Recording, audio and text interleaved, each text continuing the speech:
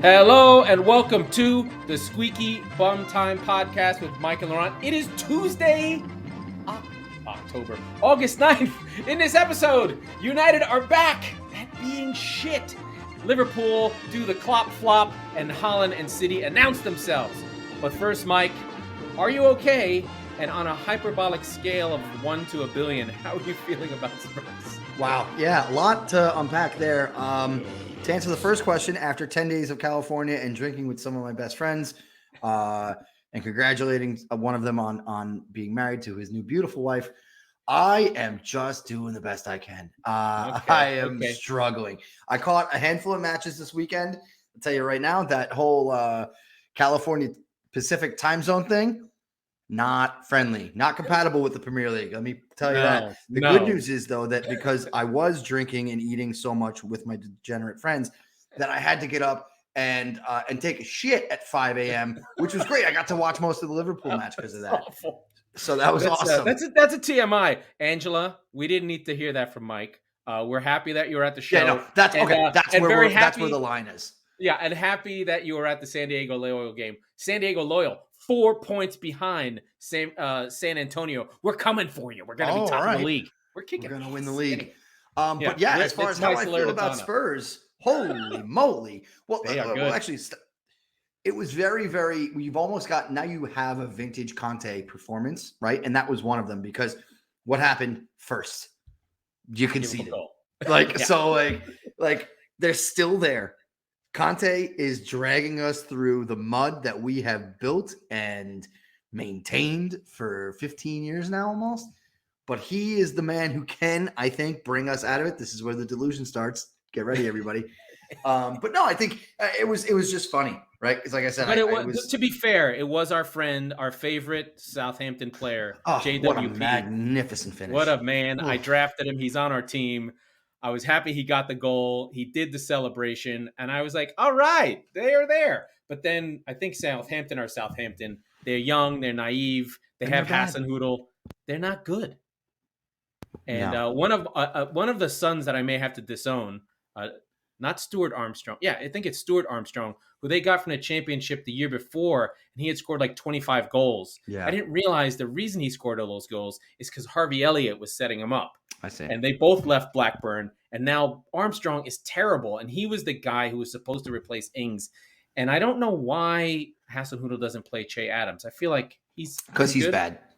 Yeah, but they're both bad. Like they're really bad. They're all bad. Che Adams, he didn't. And is Livramento dead? He didn't. He is, by the way. He's working on it though. I actually read something about him.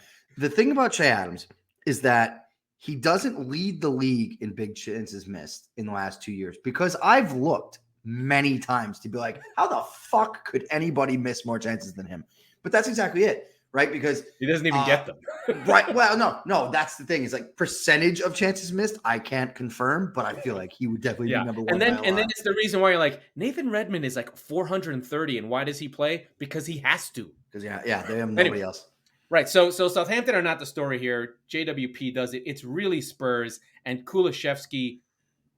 As much as Kane and it's the Harry Kane team, and Son has now put himself, if not as the number 2 or 1A or 1B. Yeah, I'd say a golden boot and being friends with Tom Holland puts you 1A, right? But but what happens when you have a for lack of a better term, Batman and Robin over here, is that nobody's paying attention to the right side of the field. Kulusevski is the perfect man to create that threesome. Look, when Bale was there and when he was playing, he had the most goals or the lowest goals per minute in the Premier League that season. The whatever the fuck 2021 season. So, I'm not surprised. At this point, I'm not surprised. When he started doing this last year, we're like, holy shit, this kid's great. Now, and it's similar to when Sonny started to really rise among the quality in the Premier League alongside Kane. You're like, oh, wow, yeah, this guy's fantastic. And all that does, and you see it with the top sides, you see it with Liverpool and City, you can't key on one guy. One guy's not going to beat you because somebody else will. Yeah, and I'm going to go to the scores, and then we'll go through everything else. We'll go through the scores and loop back around. But how much? Put the time on the clock. All right, here. Bing. All right. Fulham start the day. 2-2 draw with Liverpool. They take the lead twice, but Liverpool pull it back. Mitrovic with 2 goals, and he bullies Trent Alexander-Arnold on a header and does Van Dijk to draw the penalty. Fantastic stuff. Our friends at Aston Villa get beat by Bournemouth 2-0 on 2 set-piece goals. The smell on Gerrard is getting stinky. The Team America, USA. United defeat Wolves 2-1. A nice goal by your boys Neto and Podence, but Leeds pull it out. Aronson looking strong. How long until we can call them America United? Soon. Because no, you can't actually use that term because it's not real. They're as we're potting, Mar-a-Lago is being invaded by the FBI. It's pretty amazing. Newcastle. That's the reason, right? Newcastle 2, Nottingham Forest 0. Nottingham Forest are in trouble. They've had to redo their whole team. We should look for them in the back half because I think Steve Cooper's a good coach. The aforementioned Tottenham defeat Southampton. Fantastic. Everton 0, Chelsea 1. Everton do the bus thing. This time it doesn't work. They have no players, and a guy broke his own leg. Manchester on the Sunday games, United 1, Brighton 2. I said a draw. No, did I even think Brighton could win this game? I wanted to give United more credit. I shouldn't have. Oh, amazing game. Pascual Gross with 2 goals. Leicester 2, Brentford 2. Leicester picking up where they left off, taking big leads, losing on set pieces. Brentford draw. They look like they're nailed on to stay in the league. And then Manchester City in a snoozer, for as much as City can be a snoozer, the 2 moments from Holland win 2-0 away at West Ham. And I think Kurt Zuma's cat. That was great. I saw that clip.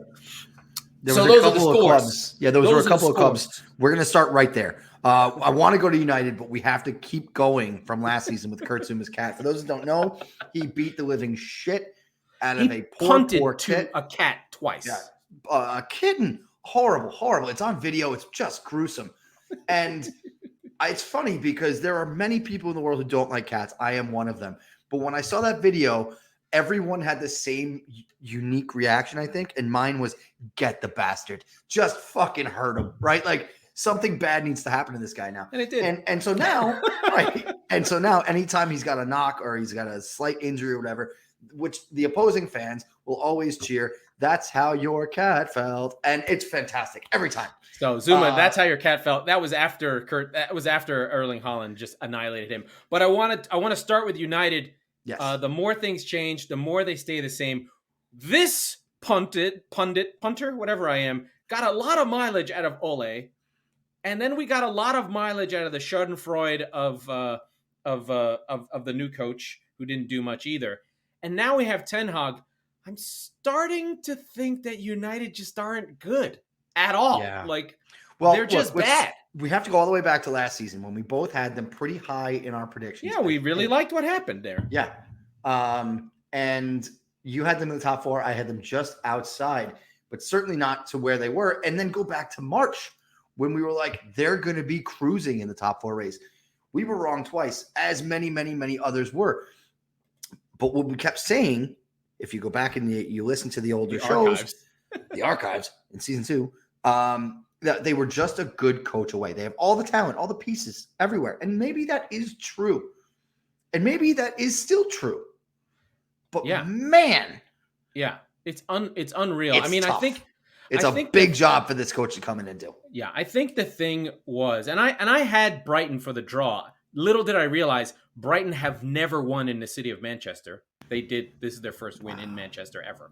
But I thought, Potter, new team, the Cristiano thing, no Martial, all these things that came up. But it was still the same kind of weird defending. Basically, United were good for the first 5 to 10 minutes. Bruno, if he takes his chance, there's a chase down on the wing, a cross into him that he just flubs. I believe it was it Dallo? I don't know who's out there for United, but a shot that Bruno would have scored when he had more confidence, and he blazes it over. They have a couple chances early, and then Brighton do their thing.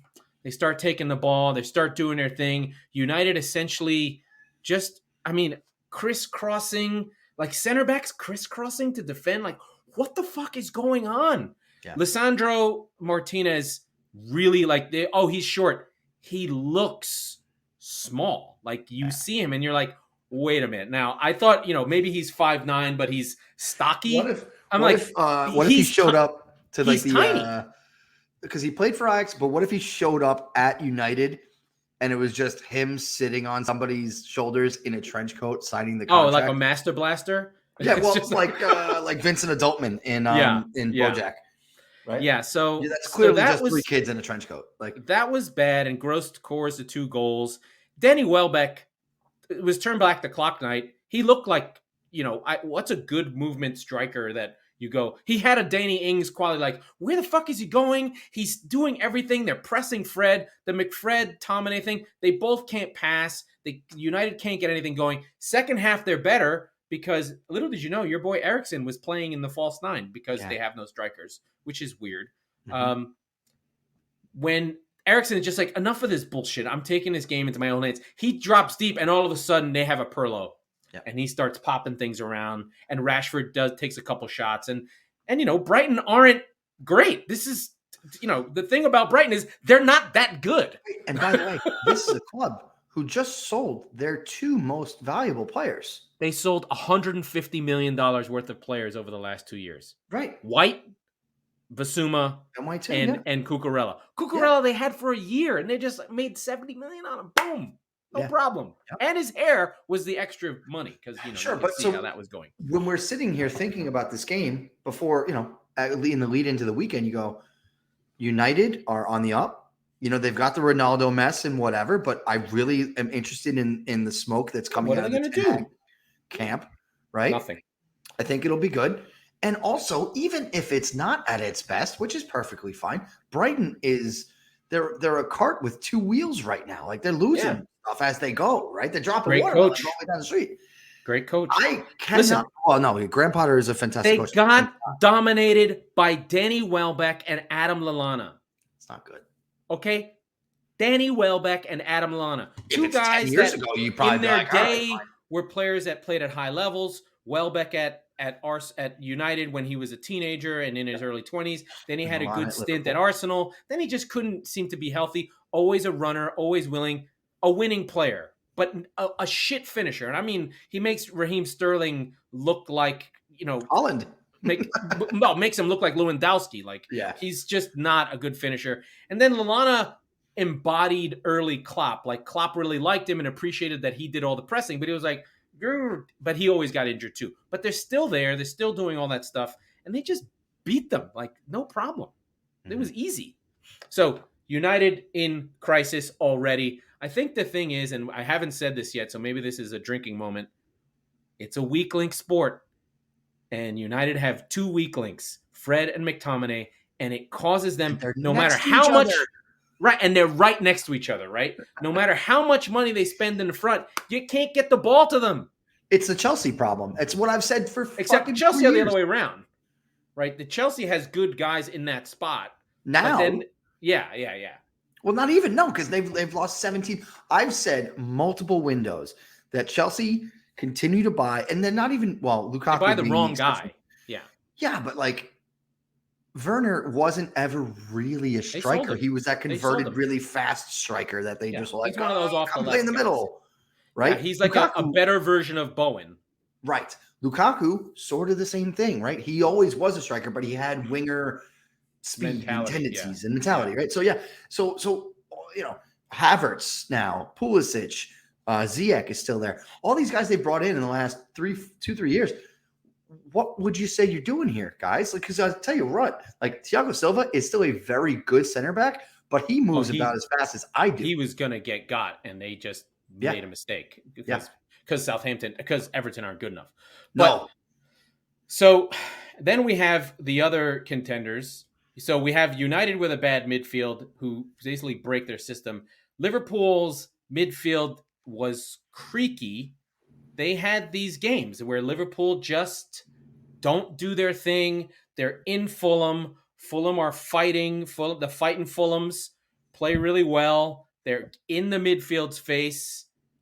And it's one of those games where you're watching Liverpool and you're like, all right. And I know Liverpool fans know this, and I've watched them because they drive me fucking insane. I want to keep everyone in mind. This is not to kill Liverpool. They are undefeated in 2022. The year is almost over.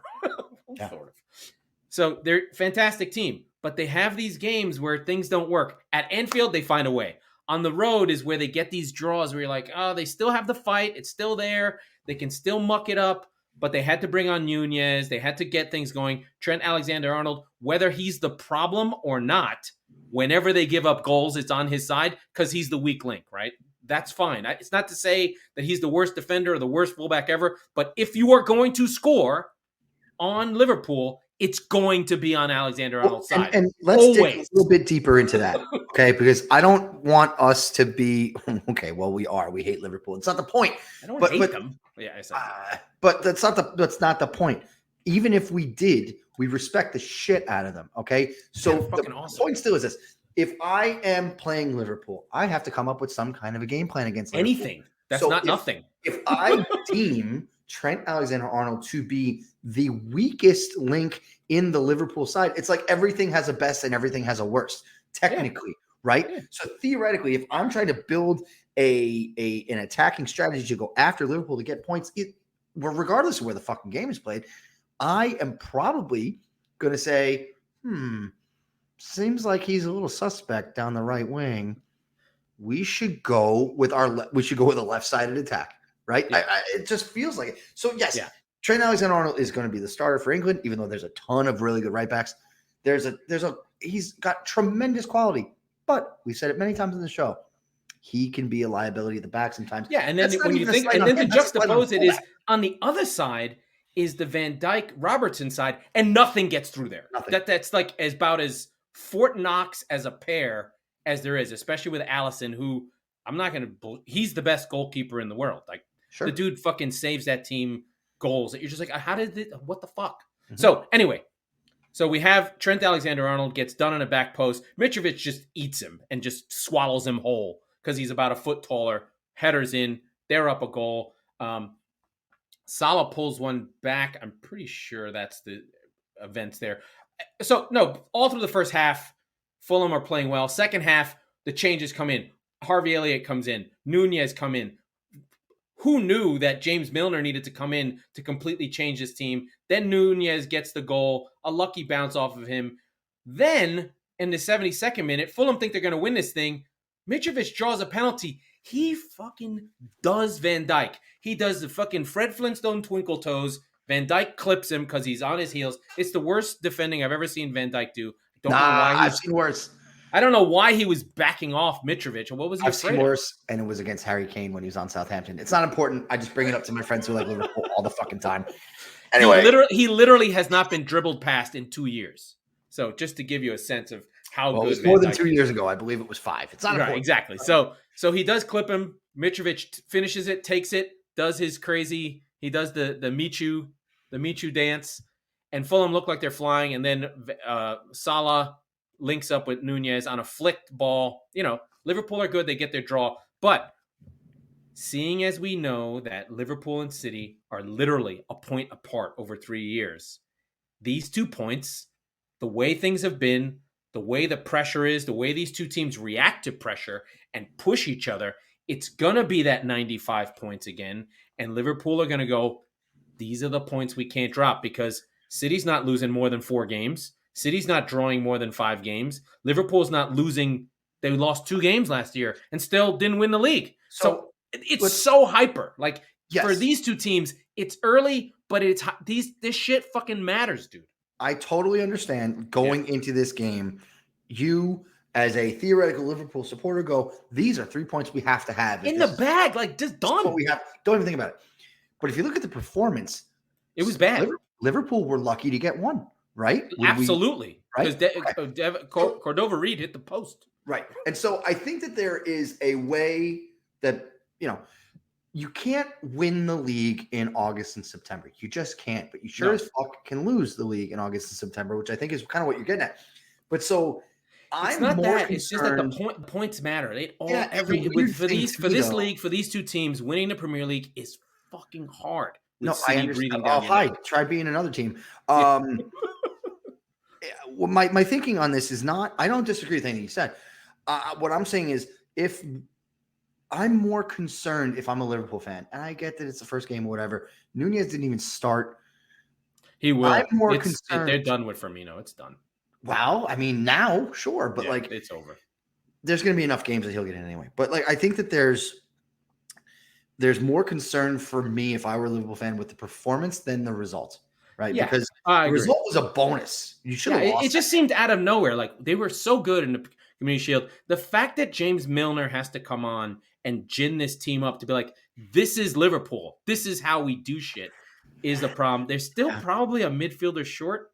Well, they're at least one now because Thiago's out again. But he's always out. Like he just. Well, that's kind of what we said, right? Yeah. And so you know that Naby Keita-sized hole this summer. When you look at what City did, bringing in Phillips is. If they would have signed Grealish this summer and not last summer, it would make a lot more sense. In the same way that you said, oh, he's basically a soon-to-be Kevin De Bruyne replacement, right? Or if it doesn't work, they'll ditch him. Sure. But guess what? This is your Fernandinho replacement. He left. He came in. Nobody ever questioned it. It was great business. Yeah. But this is the war that City is signing up for. I don't know that Liverpool fully appreciates it, right? Because they go, oh, no, we're as good as City without question. Nobody's arguing that. You're as good as any team in the world. But guess what, Bucko?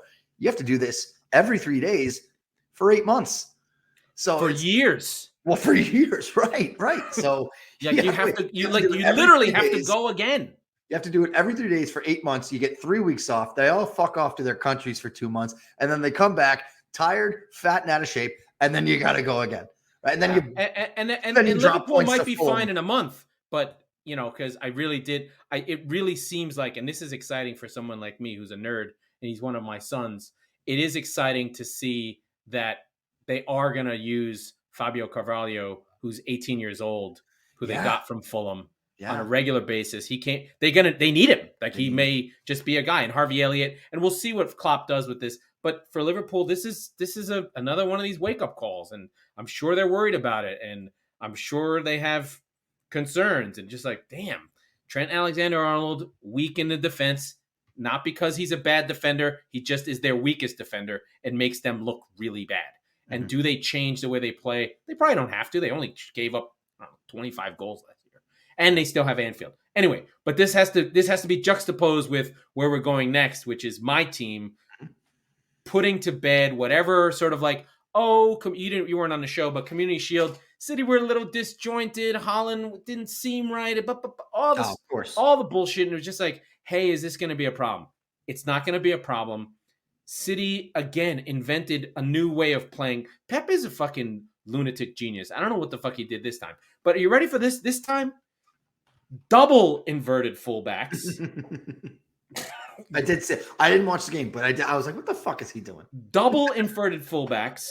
Like I thought it was with Grealish and Foden way wide. They start crossing balls in like it's 1963, trying to get the ball onto Holland because now we have a giant striker, and then Gundogan and De Bruyne are just like wherever they want to go. They're just 2 8s flying around, but they basically do this. In possession, it's like 2-2. 4-5 against the front line. You're like this 2-2-5. I'm like, what the fuck is going on? So it was super controlled, and I don't think that West Ham had a way. They were like, wait. You can't have you what? So they just kind of sat off and just didn't know what to do. And of course, Lee Dixon was doing his classic. You just need to go man for 5 minutes. I'm like, you think we don't have a plan for you guys going man for 5 minutes? We'll just run away from you, and you have to follow us, and then we'll do these. Blah, blah, blah. Right. So it was kind of a boring, methodical, very City game, and I think you know how these City games are. They just kind of bounce around and do their City thing. But then in the moments when Holland takes off, it seemed like City didn't quite know which pass to make until they did. And that pass was this sort of short, down the side burst that Holland goes. And you don't see it regularly, but when Holland starts moving fast, he's really fucking fast. Like over a short distance, he takes off, draws a penalty after Fabianski got hurt. So Areola just brings him down. Not only does he draw the penalty, and this is different for City fans, we all know this, he took it and put it away, which is like, a guy with like a little big dick energy, which I like. Oh, yeah. He does. I like a big dick. Look, I did not get to see any of this game. And I wish I hadn't talked over that wonderful soundbite that we would have used forever. I like a big dick. I'll say it again. There you go. I think I get annoyed when City get alleged of having these boring victories over lesser teams. West Ham is not one of those clubs. They're just not. Nope. I hate playing them. Okay. They make people look, City make teams look terrible.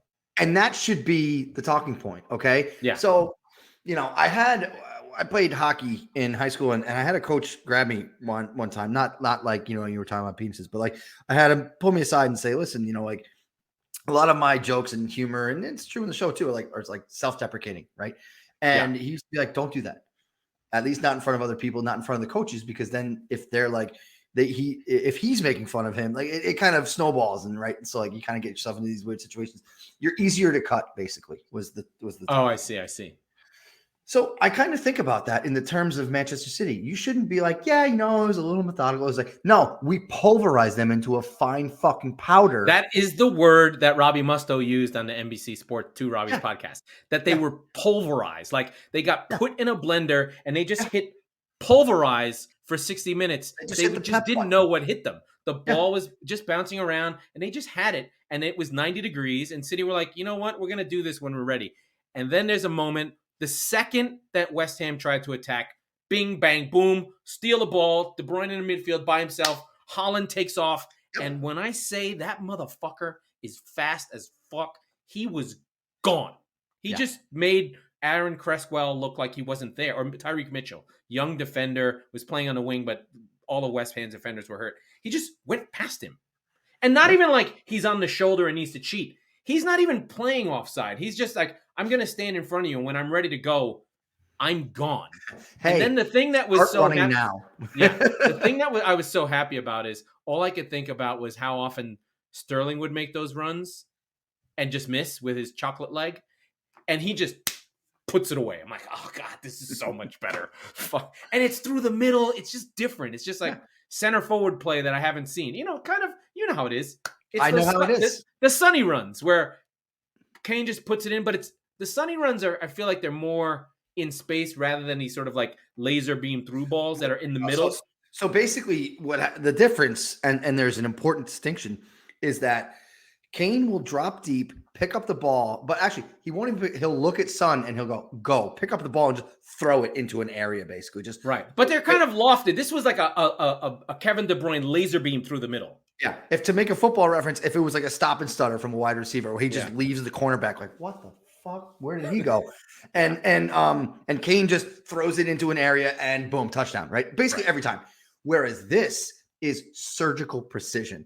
This should be in a medical journal. The right? through ball, the thing is, it's the through ball that City used to have when Sane and Sterling were together. They kind of lost. They had it a little bit with Sterling, but it was the Sterling and Sane together that sort of made that work. But Haaland has the pace that Sane had, and it's a little bit different. It's about 20 yards off. It's more through the center. It's not on the wing where you kind of things have to happen, and it has that back post. This is Haaland through the middle, and they just figured it out. I think the clicking is already there. Mm-hmm. And then Haaland has an interview, which is great, where he's on Sky and he's like, it was a bit shit. And they're like, language. So he did it. And then he was like, oh shit, I forgot. It was I mean, the interview was terrible, but the fact that he said shit twice and the English were like, fruity language. Oh, wait a minute. Are we going to get to stop complaining that City doesn't have a personality now?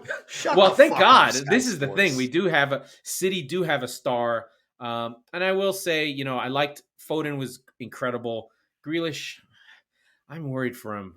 Yeah. Maybe he'll get there eventually, but well, look, he got a taste of the glitz and glam, and I think that I can confidently say that there is a direct lineation between Dele Alli's Instagram, I guess, sponsorships and his FOTMob rating, right? Yeah. So I mean, God, look, he was bad. He was bad in that Chelsea game. He came on for Everton. It's just like, he was really bad. Let's pivot to that because it was one. You want to go to that, or you don't want to go to Arsenal? You don't ever want to talk about Arsenal? I do. No, because I watched Arsenal and Chelsea the most this weekend. Yeah, because like I said, I didn't really have a whole lot of time. Arsenal was good, man. Arsenal. We'll start with Arsenal then. Yes, I didn't like it. I didn't enjoy it at all. So what I liked about the performance was Selhurst is tough. It's a motherfucker. And they went in there in the first 30 minutes and said, not today. Even though they didn't score very quickly. They really created a lot of shit. Martinelli hit the post on it. Like, had Jesus scored that goal, it would have been like a holy shit, something has happened. Like, he went through, twinkles through three guys, lays it off, it bounces to Martinelli, and he just flat misses it. But then he ends up setting up the goal for Martinelli anyway. So that was a tremendous, but like, I think to your point, you're onto it, right? Like, was that they didn't really allow anything. So like that, for my money, that was one of the best performances at Selhurst Park that I've ever seen by an opposing only team. For a half an hour, because they could have given up goals. I mean, like, yes, Edward, he missed one. Like, there was a cross that he just flat out missed. Well, whereas late in the first half. Look, and I'd say it's one of the more intimidating, for whatever reason. I don't know. I've never been there, but more intimidating Premier League ground, just based on it's fucking loud, dude. When you're watching the game on TV with the results that usually come out of it against big sides. There's a reason why they're on Monday night every week. No, I know. But if you can reduce the amount of time that you have to deal with Selhurst Park for all intents and purposes from 90 minutes to 60 minutes, if we're saying that we had a good 30, right? Or whatever it is, you have Crystal Palace on the ropes then, because it's almost as if they feed off of that energy. And there was like something missing for them. And it was a symbiotic, like, well, if I'm not giving it to you, you're not going to, like, back and forth sort of thing.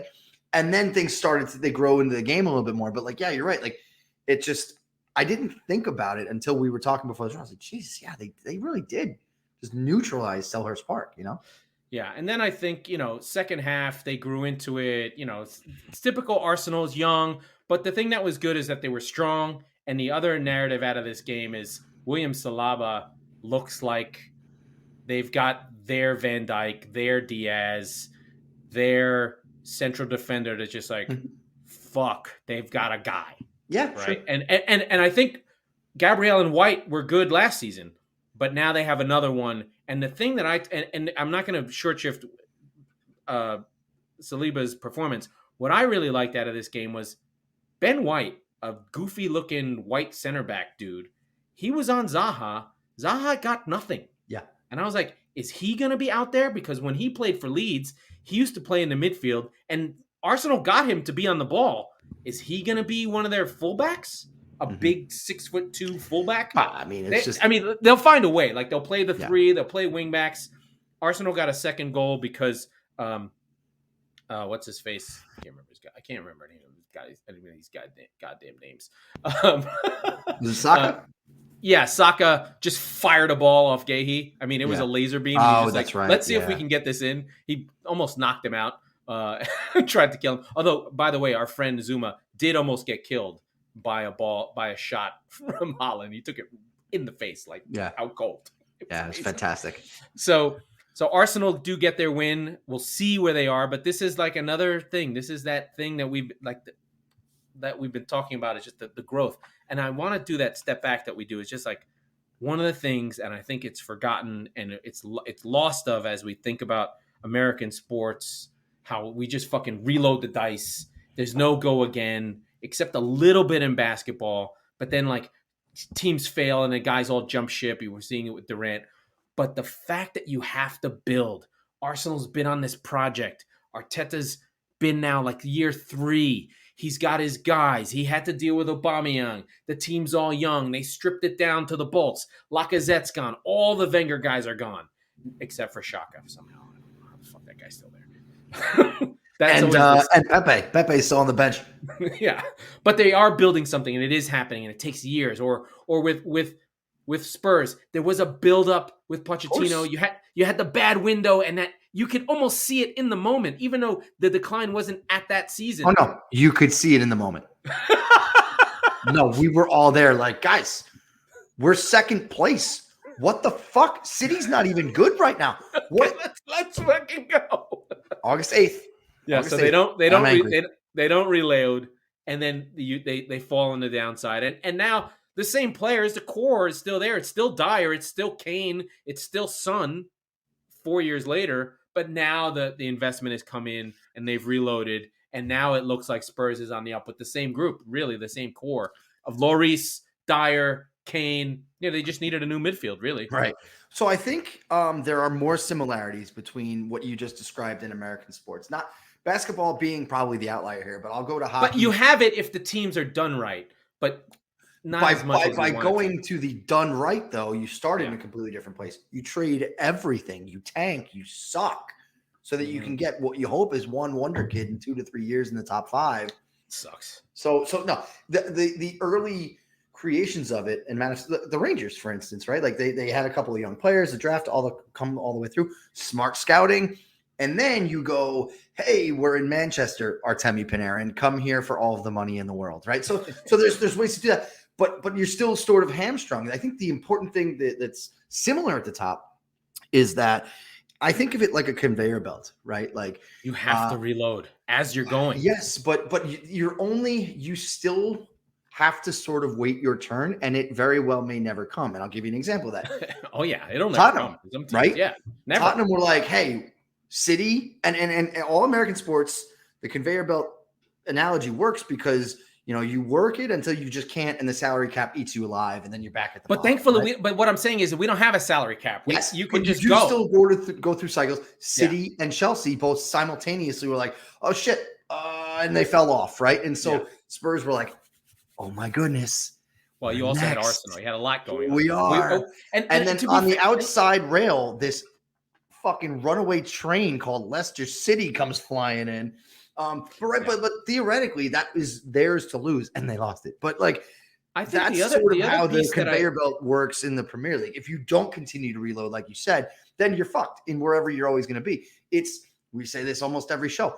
It's the early 2000s American League. It's the Yankees and Red Sox going back and forth, and it forces the A's and the Twins and the Mariners and whoever else to get their shit in gear, right? But what I think is interesting about the whole era right now is that United are so poor. There's this Dallas Cowboys here spending money year upon year upon year, fucking up year upon year upon year. I mean, when I see a United fan go, "Oh, City spend money," I'm like, you guys fucking.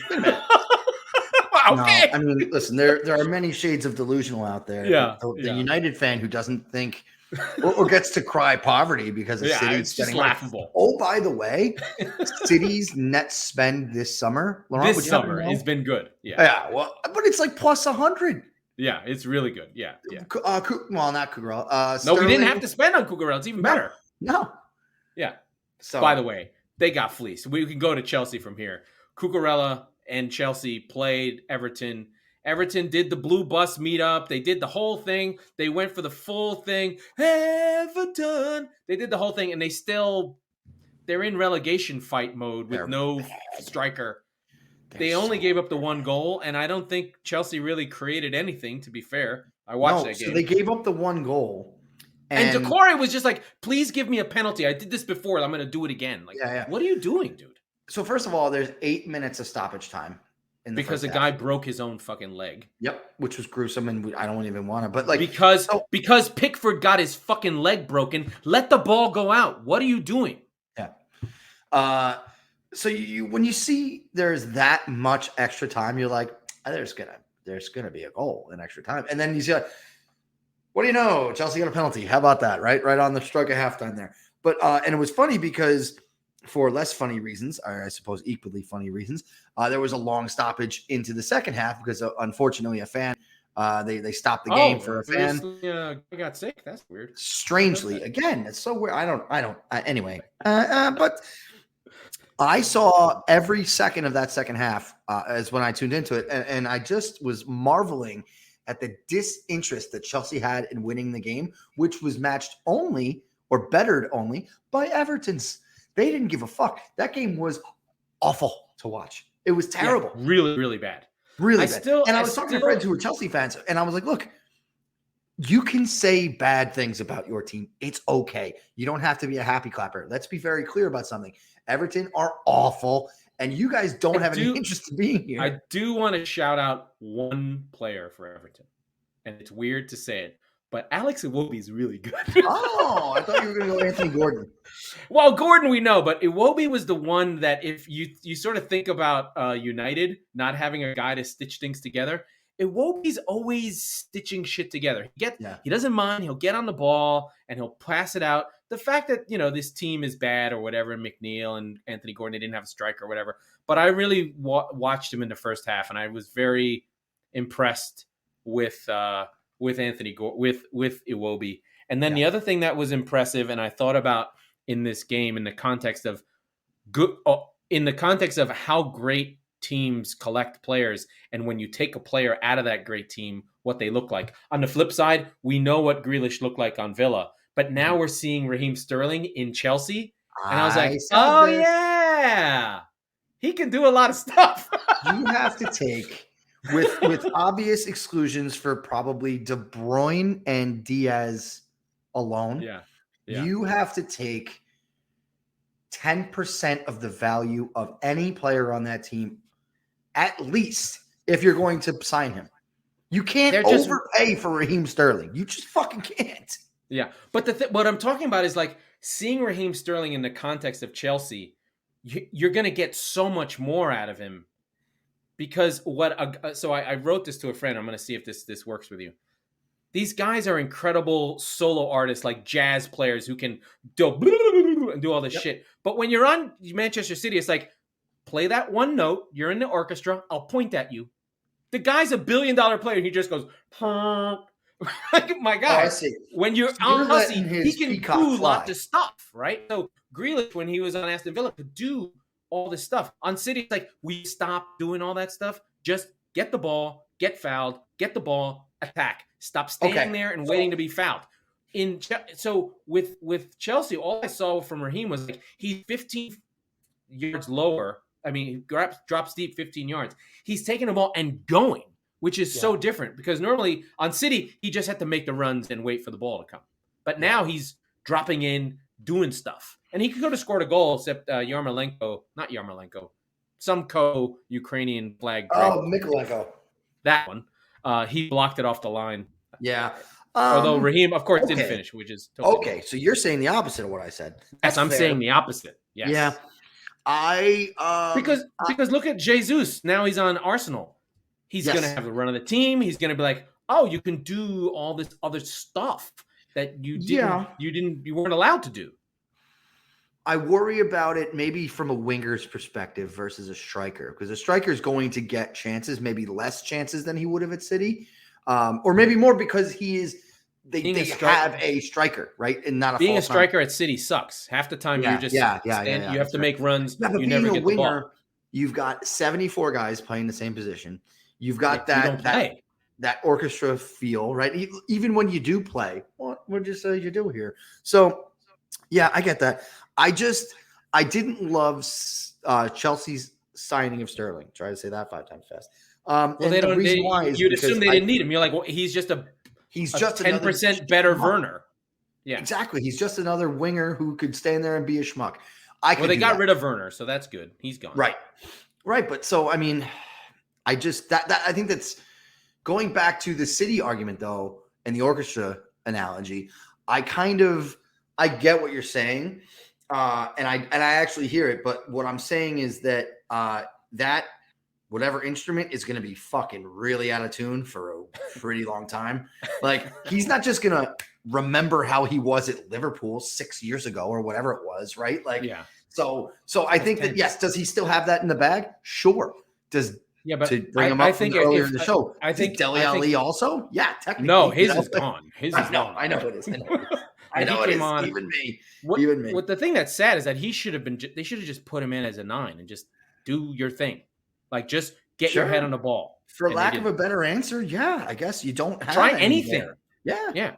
But also, that's a game you play against a shit Champions League side when you know you have an easy game on the weekend, that you don't try something stupid. You don't try something stupid, not that it is or isn't stupid. Try something different and crazy on the first day of the season, right? Like, against a team that, they're, as we said about Liverpool, this is 3 points you should have. I understand Goodison Park. That's 3 points you should have. They never beat them in Goodison.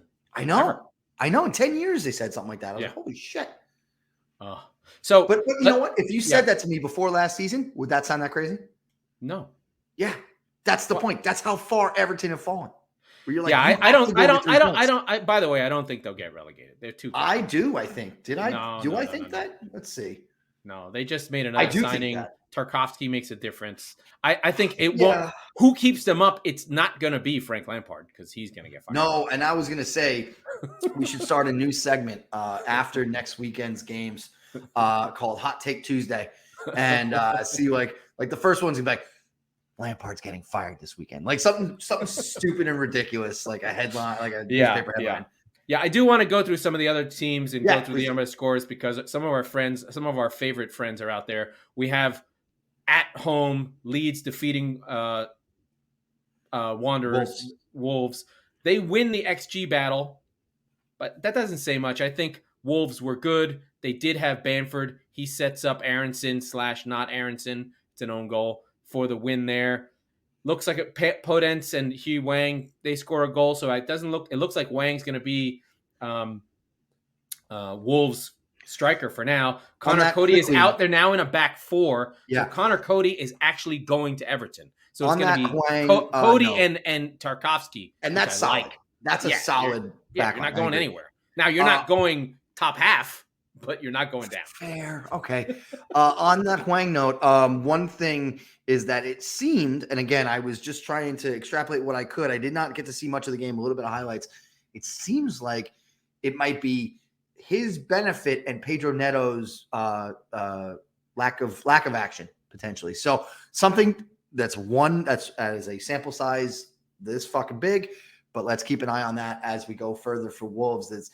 Pedro Neto is supposed to be a big time player for them. He was back to healthy at the end of last year, and right at the end started to put in the goals again. But there was a lot of big expectations for him after a long summer, and he led the team in shots. So on Sunday, you did. Yep. So Neto and Podence both had 3 shots. So they probably on balance should have won this game. Podence did get the goal and a nice volley, but Leeds showed the fight you'd expect. It was more of a game that you'd expect them to draw.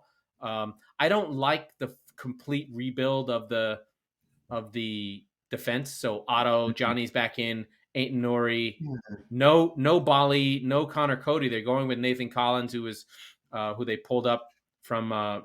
You're scared for Wolves. You've got them at 17, and you have Leeds at 18. So that's I don't like the plus on Sa. Sa already gave one back. Right? Last year, regression to the mean.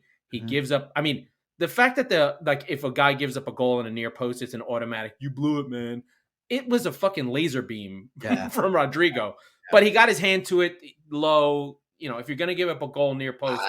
Baseball rules say if you get, leather on it, you should get it. So. Yeah. Anyway, Aronson was great. I fucking love that dude. I'm excited for him to play. He's got good energy. He's got a good Leeds thing going. Like, I think within the concept of playing for Ellen Road, Aronson is just going to become a fucking hero. And then Bamford being that smooth middle-class goal scorer. He had a couple shots on target. So Leeds look good there.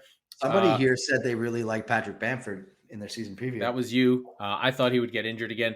Newcastle have an easy go. 2 fucking killer goals. Fabian Schär has his once-a-year laser beam from center back that he scores. He's like the best shooting fucking center back in the league. Since Vincent Kompany, right? Yeah. But he does it every other year. So I like where Newcastle is. What they have got to do is pick a fucking team and go after it. Like, be like, we are finishing ahead of Leicester, and keep that narrow focus on them. And when Leicester get behind them and they're 10 points clear, then they got to go, we are finishing ahead of fucking Manchester United, and really have that focus. Because I know that's how City did it. City saw Aston Villa, who were actually a pretty good team, and we're just like, we're taking your players, we're taking your spot, we're taking your fans, we're going after you. And I think that's how Newcastle have to be really laser focused. Like, identify someone in at the table and be like, we're destroying you. Who's that team for you? For Newcastle, for City, or for Newcastle? Newcastle. For Newcastle, it's Leicester. They should be we're gonna take Madison off you, even if we don't play him. That feels like an attainable goal in what is still theoretically full year one, right? Well, then I mean, if that's the theoretical, but I mean, I think that's really the spot that that's really the where does that puts them in the top half? I think we can agree, right? But then after that, it's United, right? Because let's just where teams are West right Ham. now. Like it's West Ham for me. West Ham. West Ham's the second Then spot. after that, you'd be like, we're gonna sign Declan Rice. Yes. Yeah. Or Bowen. Bowen feels like a fucking Newcastle player. Oh, he does already. Right? He's just like, oh my God, we need him. I like because that. Almiron, like I'll take fucking Bowen over Almiron any day of the week, twice on Tuesday, and then that really hurts West Ham, and you step on them like a Mitrovic header over Trent Alexander-Arnold. So that's how I think about it. And then Forest is a work in progress. I think we got to give them 10 games. Hopefully Steve Cooper will be able to hang in there and really see how they do in the back half of the season. This is going to sound dumb because I have them at 17. Is it possible to have a good year and still be relegated? Yes. Yeah. Yes. I don't think it's easy, right? I think that's sort of an interesting. You can easily have a good year and still be relegated. I think there's a team that was like Fulham. Couple with Scott Parker. They got the shit kicked out of them a lot. Yeah, but the back half of it, we were all like, they're gonna do it. They're gonna do it. They're turning it around. Right? So there's a heroic like had Leeds gone down last year, you would have felt like it was heroic, and they got lucky to stay up. They got that. That's actually a good point. But we see them with the advantage of them having not been relegated, right? Whereas Everton last year, if Everton get relegated, you're like, Jesus fucking Christ. Right. There's a noble way to go down. There are. Like I think everything has to do with your expectations on day one and where Leeds and Everton and Wolves are, and Fulham. I'll add Fulham into this. And Forest. I have a perfect example. Derby last year, they went down. They were excellent. Wow, but they had a 22-point deduction. 21 points. But yes, you're right. Technically, you're right.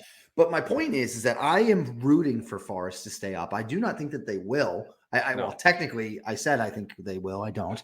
I want them to take Everton's spot, but if they finish 18th and they go down, they can hang their heads high and hold their heads high, and really get after the championship and yo-yo right back up. That's where I think is a realistic. There's a lot of teams that think that way. The championship is fucking rough. No, I know. But they just spent $100 million on players. No, I know they did, and I'm not saying What I'm saying is if you can't, like, Burnley blew it up. Burnley's only reason to watch last season was Max Cornet. They sold him. Burnley's on only West Ham for existence was their center backs. They got rid of them. So you're like, I love Cornet on West Ham. That's such a good place for him. No, I know, but my point is, what is Burnley now? Burnley's in trouble. Oh, they're done. They're cooked. Yeah, but they're completely changing the way they play. They could do that. They could blow it up. Because the way that they are playing is they're playing they're just throwing it out because the guys that they had were never going to be able to play the way company wants to play. So I understand. It's fine. Like, it's a complete change. They were doing what Palace did, where like all those Hodgkin guys, they're all gone. Well, they just let them leave on a free, which is hilarious. But what I'm saying to Nottingham Forest is this, right? We love you, baby. Have a great year. I'm rooting for you. Laurent's rooting for you. We are. But know this, that if you go down and you do not succeed in avoiding the bottom three in the Premier League, stick it. Hang in there because you're going to be okay in the championship. You're going to come back. Put it this way. You will at worst be, unless you sell off every piece, you will at worst be in the promotion playoffs next season. Yeah. Coming back up to the Premier League in 2 full years.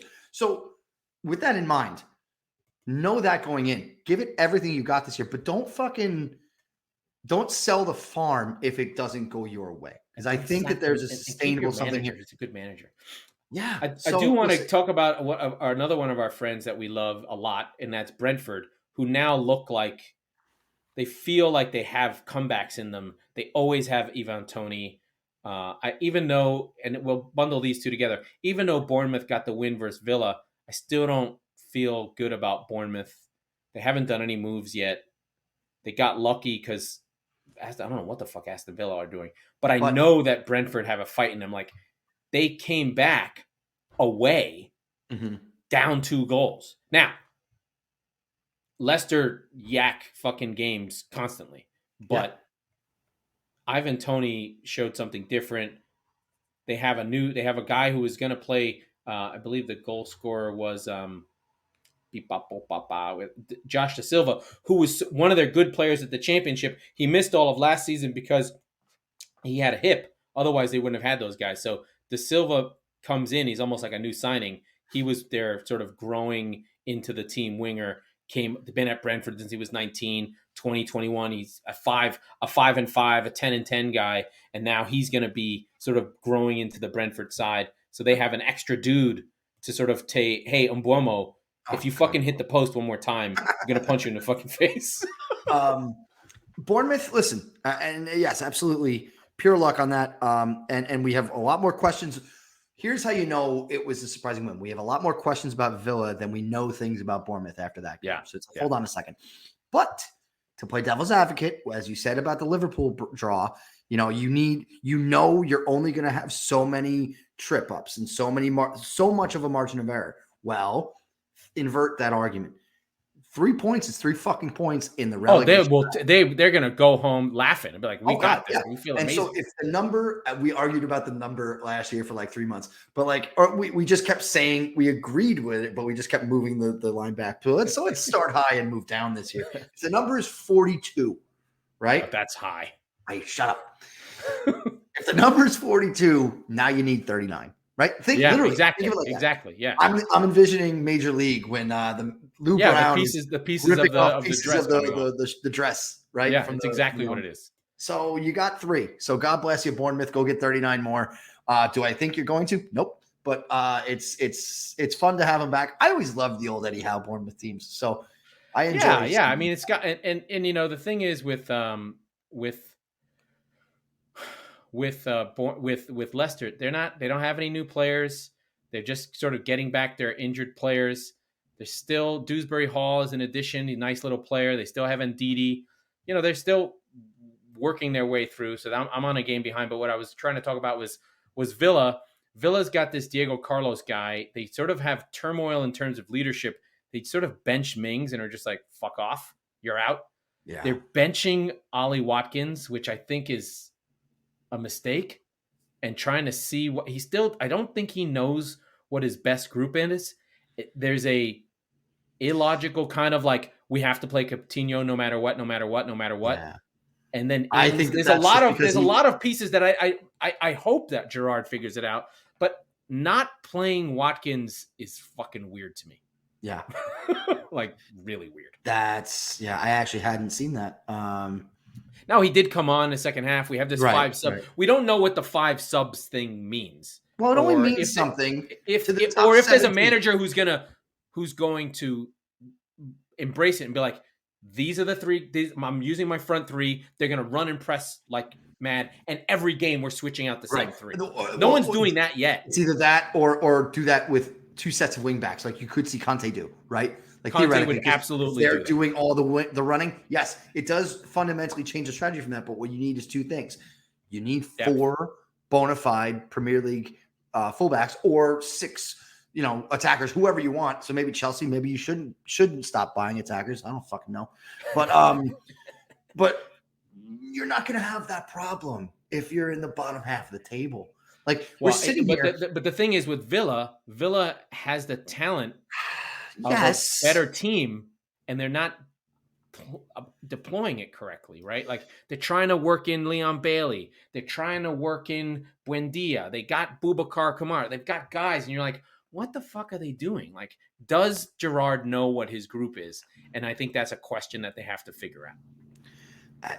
Not playing Buendia actually feels more egregious to me than Watkins, because at least you had Danny Ings. Right, you're not going to play Watkins on the right, so I get that one. Thinking, when did he come on? 66th minute, maybe a little late, but not much. Right, fine. But Kamara for 82 minutes. Yeah, he's their big signing. He's one of these, a holding midfielder, whatever. That's what I mean. I don't know. I don't know if I trust Gerrard. I don't know if he's going to go. Anyway, we got to wrap this up. We're over an hour. Oh my God. All right, let's get out of here. That was the Squeaky Bum Time Podcast with Mike Slayer and Laurent Cortines. We're the football wing of the Chop Sports Network. I have 15 seconds. We record on Tuesdays and Fridays, so be sure to subscribe wherever you get your podcast. And if you're listening on Apple, please rate and review the show. 8, 7, 6, 5.